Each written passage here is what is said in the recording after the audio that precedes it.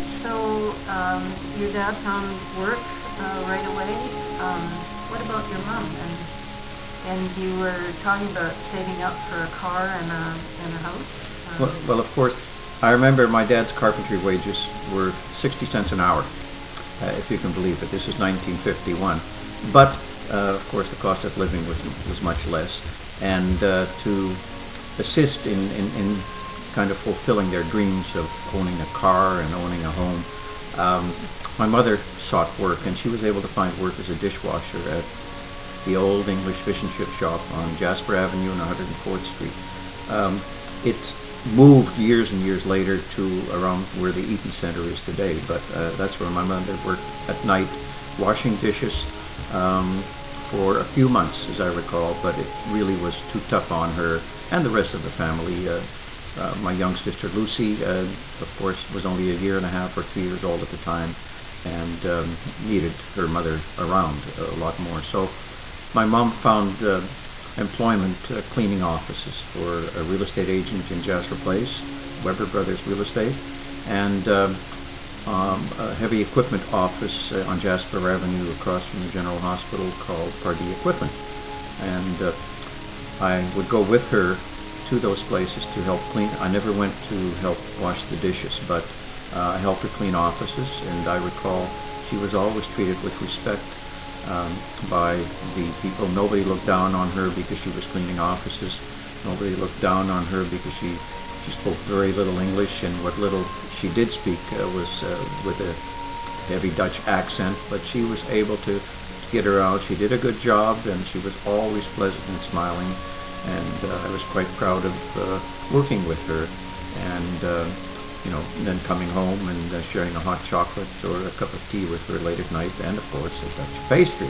Um, so, but to make a long story short, they saved up enough money to buy a house.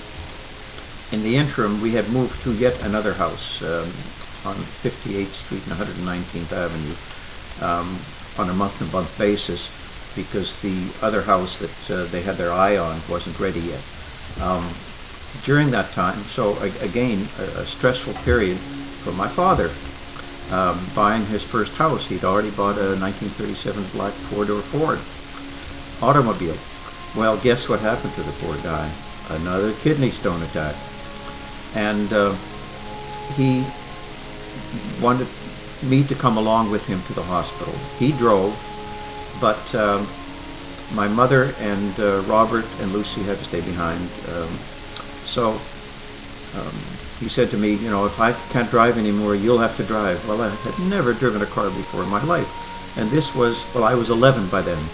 And it was quite a fright when I got to the hospital, and my mother showed up a couple of hours later, and my dad had to be operated on. I remember asking my mother, well, what would happen if the operation is successful? And here I was 11 years old. My mother said, you'll have to look after the family. So that was quite a burden. I never had to look after my family, but it weighed heavily on my mind at that time. So we then found the house on 156th Street in Jasper Place that they ended up buying for, guess what, $3,600. They'd saved up, I think, $1,600 of their own money. They went to the bank to borrow $1,000 from a bank manager at the Bank of Commerce at that time, called Mr. Moody. I remember his name. And the seller of the house carried a mortgage of $1,000. They paid off both the bank and the mortgage within 1 or 1.5 years. And you know what? They were debt-free for the rest of their lives. Their house was always free and clear. They built a new house subsequently close to West Edmonton Mall. So there's something to be said for being debt-free, and they really looked after their family. So, in the end, any regrets,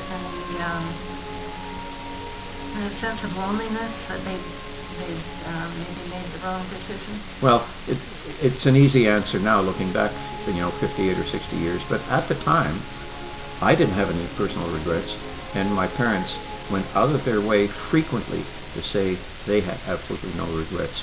Their new country treated them wonderfully then, and has treated them wonderfully for the rest of their lives, and certainly for my life. And I can honestly say that I'm grateful to them for having taken a big risk in their late 30s in immigrating. I'm not sure that I could have made that major a decision in my life to change my life completely, and without funds to speak of, without the ability to speak English, and not knowing where you're going to end up. So looking back on it, it was an enormous decision, but they weren't the only ones that made it. A lot of immigrants from Western Europe made it at that time, and my hat's off to them, and certainly to my parents. It's been a wonderful decision, and a wonderful trip to Canada, and a wonderful settlement in Edmonton.